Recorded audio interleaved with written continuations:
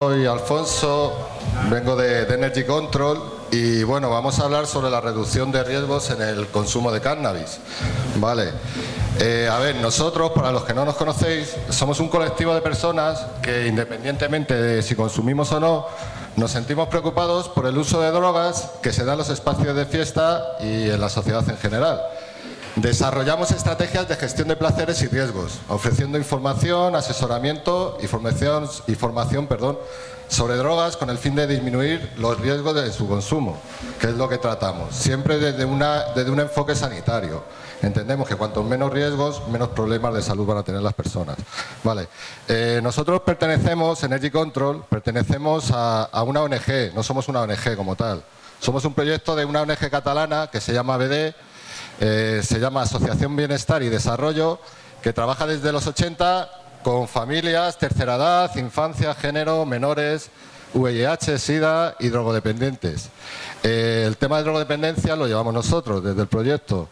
Energy Control, decir que fue creado en 1997, que llevamos ya unos añitos en Barcelona como un proyecto pionero. Cuando surgió Energy Control no había nada de esto aquí en el país, ¿vale? Pues fue un proyecto pionero en el ámbito de la reducción de riesgos asociados al consumo de drogas en espacios recreativos. Empezó siendo en espacios recreativos.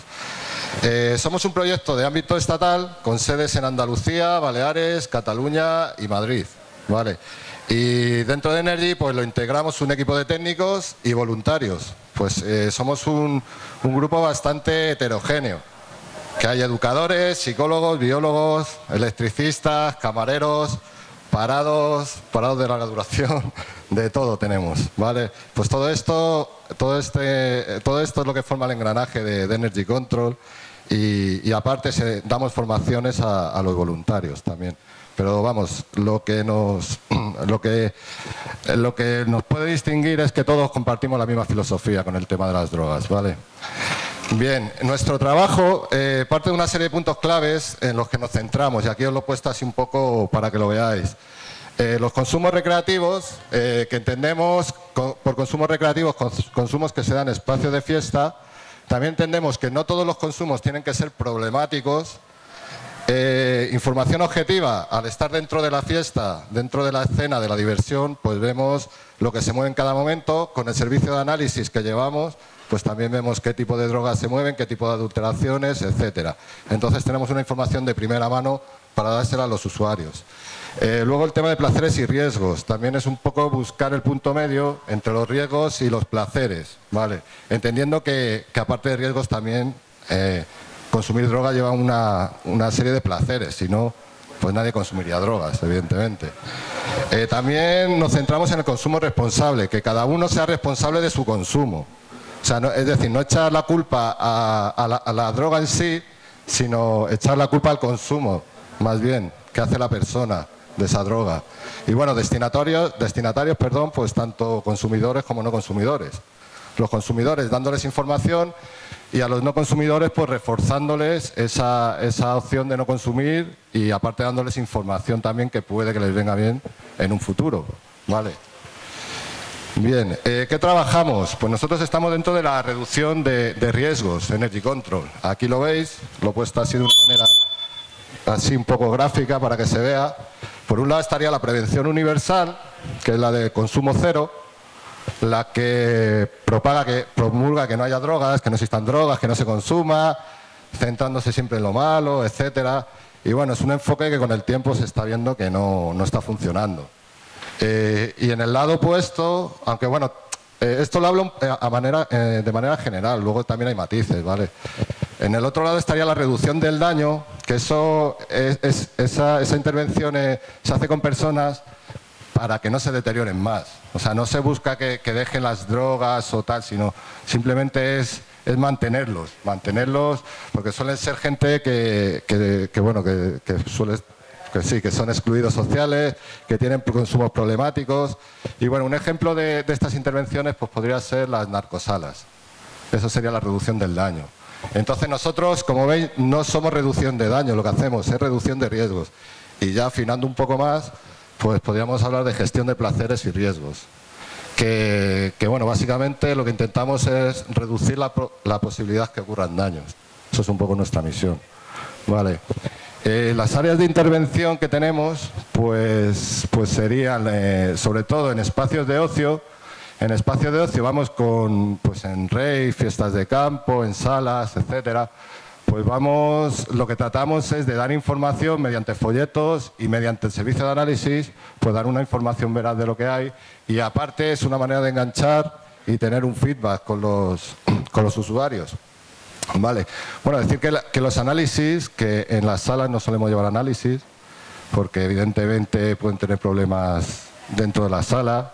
Es como decir que ahí se consume drogas, ¿no? Entonces, pues es algo que no es muy políticamente correcto. Vale. Luego también estamos dentro de los espacios educativos, dando talleres a adolescentes y jóvenes, o charlas informativas más bien sobre drogas. También tenemos charlas con madres y padres y aparte también formamos y asesoramos a profesionales. Luego también tenemos la reducción de riesgos en la sede, nuestra intervención. En cada sede pues se atiende de una manera personalizada a los usuarios. También tenemos un servicio de análisis ya más concreto, es en cromatografía de capa fina, que es un análisis que ya nos dice los adulterantes y todo lo que lleva a las drogas. El que llevamos el de arriba, el que llevamos a las fiestas y tal, es un tipo de análisis colorimétrico, que es como más básico. También es más fácil de llevar a todos los lados, ¿vale? Y luego aparte también tenemos el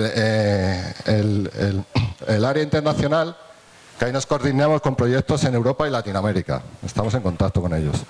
A ver, la gestión de placeres y riesgos que toca, ¿qué sustancias toca? Pues tocamos todo. Puede ser cannabis, alcohol, cocaína, ketamina, RCs, etcétera. Cualquier tipo de drogas trabajamos, ¿vale? Y bueno, vamos a ir con el cannabis, que es a lo que hemos venido, la reducción de riesgos. Vale, y esto es un poco lo que vamos a hablar, de la composición, dónde y cómo actúa, efectos, adulteraciones, contaminaciones, riesgos asociados al consumo responsable, vías de administración. Vale.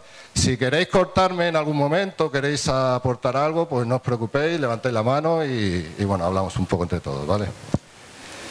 Bien, empezamos con el primer punto, la composición del cannabis. Pues a ver, el cannabis, aquí vamos a hablar de los flavonoides y de los terpenoides, que son las sustancias que tienen efectos biológicos sobre la planta. O sea, es decir, que estas sustancias no tienen efectos psicoactivos. Aunque sí que es verdad que los terpenoides se cree que puede tener algún efecto psicoactivo, pero todavía no está muy demostrado, no está muy afinado todavía eso. Entonces, por un lado estarían los flavonoides, que son sustancias volátiles que intervienen en la coloración, así como funciones de protección de las radiaciones solares, regulación metabólica, atracción de polinizadores, protección frente a los herbívoros, etcétera. Estos compuestos podríamos decir que son los que dan salud a la planta, ¿vale?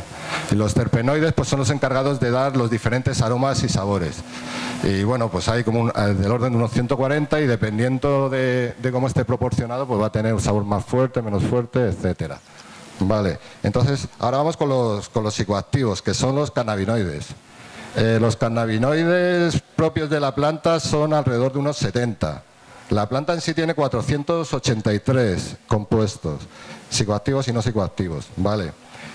Bien, pues los cannabinoides, lo más importante, vamos a hablar de, pues son 3, 4, 5, 6, 7. De 7 vamos a hablar, porque bueno, si no, es que no acabamos. Vale, el más importante sería el THC, que es el que mayor psicoactividad tiene. Se considera dosis altas a partir de 30 miligramos, no milímetros, como pone ahí. 30 miligramos, ¿vale? Tiene efectos que varían dependiendo de la dosis y puede ser de tipo psicodélico, estimulante y eufórico.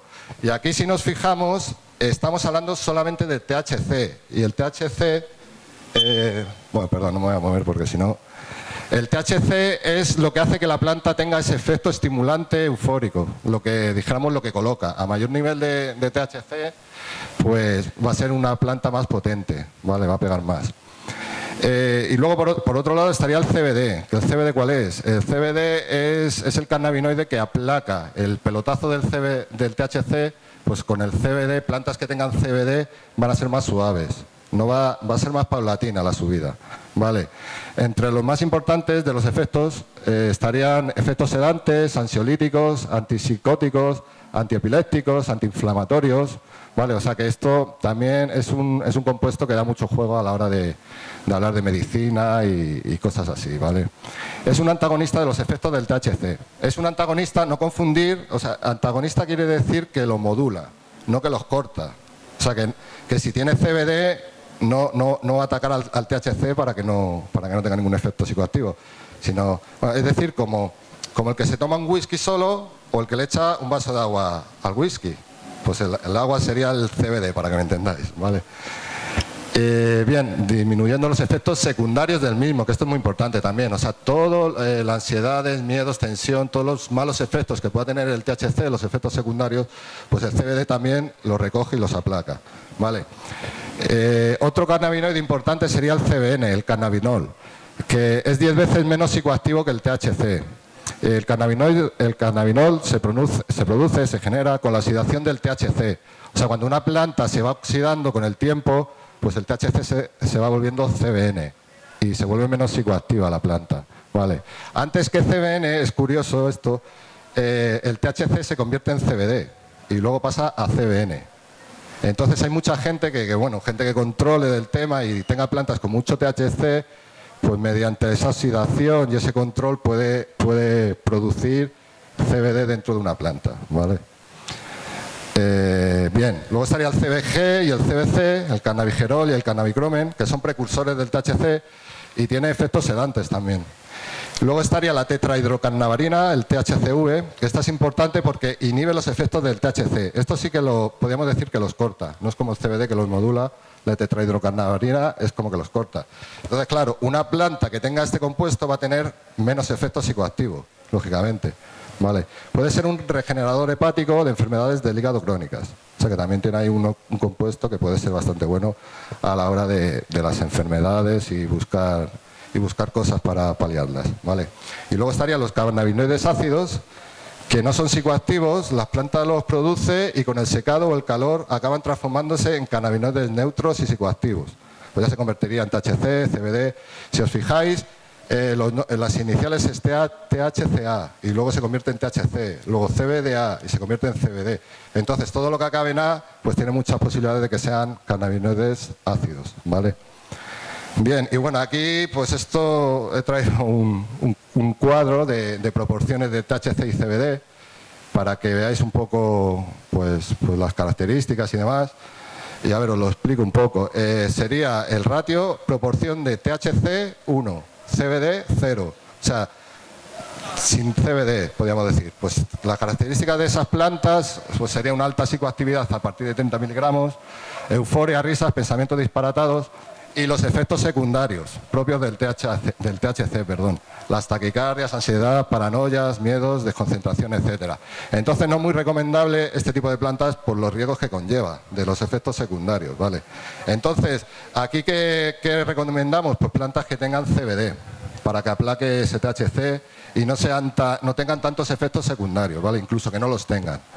Vale, aquí podéis ver un poco, pues bueno, las que se recomiendan, dos partes de THC, una de CBD, una y una. Y hombre, una de THC, plantas que tienen mucho CBD, sí que es verdad que va a dejar una sensación, plantas o hachís, es mejor, yo creo que más hachís. Va a tener una sensación de pesadez, de descoordinación, entonces va a ser como una situación a lo mejor que no buscamos, ¿vale? Demasiado apalancamiento. Vale, entonces lo suyo es mitad y mitad, que esté ahí, el THC y el CBD, ¿vale? Y bueno, vamos a hablar ahora de cómo y dónde actúa. ¿Cómo? Pues por las sustancias activas. Las psicoactivas, que son los cannabinoides, de lo que habíamos hablado, y luego, para la hora de dar aromas y también ciertas propiedades farmacológicas, tienen los terpenoides, aunque ya os digo que también pueden ser psicoactivos, se sospecha, ¿vale?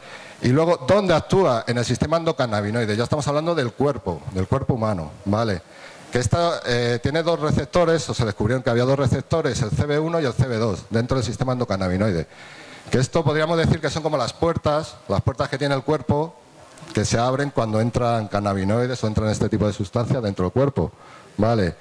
CB1, por ejemplo, los receptores CB1 pues son abundantes en neuronas. y el CB2 en ciertos tipos de células del sistema inmune. Entonces vemos que está ahí bien repartido. Vale. Si no hubiera este tipo de puertas, pues a lo mejor no tendría un efecto sobre el cuerpo. Pero bueno, eso ya tendría que decirle un médico, especialista y demás, ¿vale? Pero bueno, es importante saberlo también, ¿vale? La acción de los cannabinoides en el sistema central, en el sistema nervioso central, perdón. Pues bueno, esto lo vamos a pasar un poco rápido porque a lo mejor tampoco os interesa mucho, pero lo he traído más que nada para que veáis. En el núcleo de accumbens, donde actúan los cannabinoides, en la parte encargada de la recompensa, la que segrega dopamina. Entonces, ahí actúan los cannabinoides. El hipocampo, el encargado de la memoria explícita. Ahí también actúan los cannabinoides. La memoria explícita es la memoria que nos hace pensar e intentar recordar cosas que nos han pasado anteriormente. Y a lo mejor una persona que vaya muy fumada, pues empieza a pensar, ¿y qué hice antes de ayer o el otro día y tal? Y no se acaba de arrancar, ¿no? Pues eso es por la memoria explícita.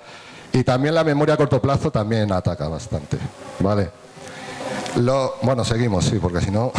El hipotálamo, que regula el hambre, yo creo que esto suena a cualquier consumidor de cannabis, en el cerebro, y los ganglios basales, que controlan la coordinación inconsciente del movimiento y el equilibrio. Entonces yo me quedaría con la parte de la derecha, ¿no? La que nos habla de la dopamina, de la memoria, del hambre y de los movimientos y el equilibrio. Entonces, por ahí va a veces, por aquí entra a veces los efectos no deseados, ¿vale?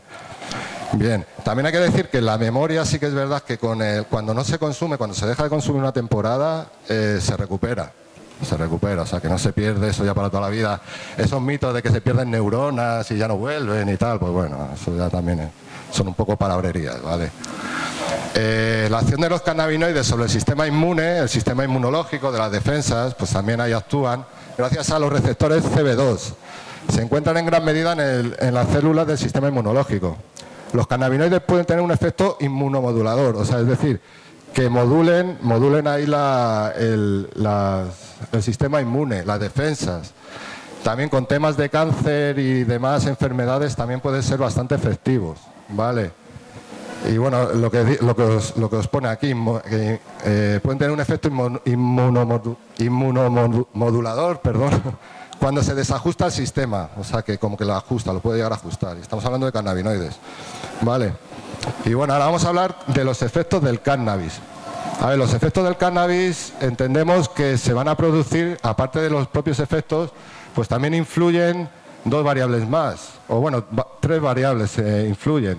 Una sería la sustancia, el tipo de sustancia, tenga más, menos THC, más, menos CBD, pero también influye la persona, el estado interior de la persona, cómo está físicamente, enfermedades que pueda tener, etcétera, y el contexto donde se consume. O sea, es decir, no va a ser lo mismo fumarte un porro o consumir cannabis en una playa viendo un atardecer que en una discoteca con 100.000 vatios de sonido, ahí zapatumba, ¿vale? Entonces, todas estas tres variables conectadas, pues más o menos podemos saber qué efectos nos puede producir el cannabis, si somos capaces a diseccionarlas, ¿vale? Entonces es importante que no solo es la planta, que aparte hay más cosas, ¿vale?, que pueden afectar. Bien, vamos a hablar de los efectos positivos, que nosotros los reconocemos, no como dijéramos la prevención universal esta, que no se consuma y que nada más que se centra en lo negativo.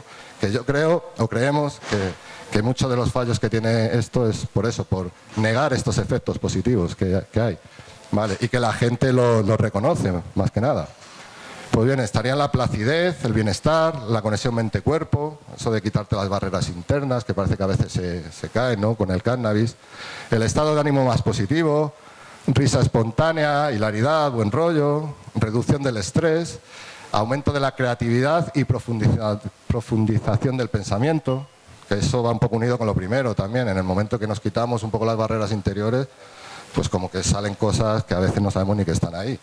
Vale, la mejor capacidad de observación y silencio contemplativo, la abstracción también nos ayuda. Agudización de los sentidos, esto también, vista, olfato, gusto, oído y tacto. Relaciones sexuales más placenteras, pues sí, a la hora de agudizar los sentidos, pues si estás con la persona que quieres y la persona contigo, pues entonces como que va a potenciar esa relación. el alivio de la fatiga y el dolor y el alivio de las náuseas e incremento del apetito. Bueno, estos serían más efectos terapéuticos, ¿vale? Luego están los efectos neutros, o que nosotros entendemos como efectos neutros, que ni son buenos ni son malos. O sea, son efectos sin más. Pues uno sería la modificación del estado habitual de la conciencia, que nos cambia la percepción. La distorsión de la percepción del tiempo, que tampoco tiene por qué ser malo ni bueno. Y bueno, ojos rojos y sequedad en la boca, pues bueno, a lo mejor la sequedad en la boca puede ser molesta. Entonces, pues bueno, a lo mejor no es tan neutro, ¿vale? Y perdonad que aprovecho esto para beber un poco de agua. Si queréis comentar algo, algo que se os ocurra, no hay problema, ¿eh? Bien, ahora vamos con los efectos negativos, que también los hay. Pues por ejemplo estarían las náuseas, especialmente cuando se mezcla con otras sustancias, como alcohol, medicamentos, etcétera. Y eso suele pasar bastante. Y hay que tener cuidado con las mezclas. Esto, pues bueno, sería con el alcohol, cannabis, pues potencia mucho que aparezca un amarillo, una pálida, bueno, una cosa de estas que le llaman, ¿vale? Luego vamos a hablar de ello. También problemas respiratorios como bronquitis, tos y también problemas respiratorios graves, ¿no? Aparición de enfermedades, etcétera. Sí, quería decirlo.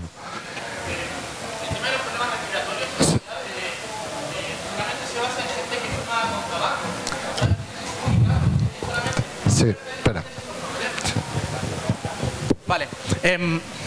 Si tú fumas verde, ¿sabes? Si estás acostumbrado a fumar solamente cannabis no alterado, no tienes esos problemas respiratorios. De hecho, está comprobado de que las personas que solamente fuman verde tienen mejor capacidad pulmonar que la gente que ni siquiera fuma. Bien, eso es... Yo te diría que es un poco un mito urbano. Y ahora vamos a hablar de ello. Y lo vamos a desarrollar. Sí que es verdad que hay mucha gente que se piensa que fumar porros es más sano que fumar tabaco. Ahora vamos a ello, ¿vale? Nos habíamos quedado en los problemas respiratorios que decías, ¿vale?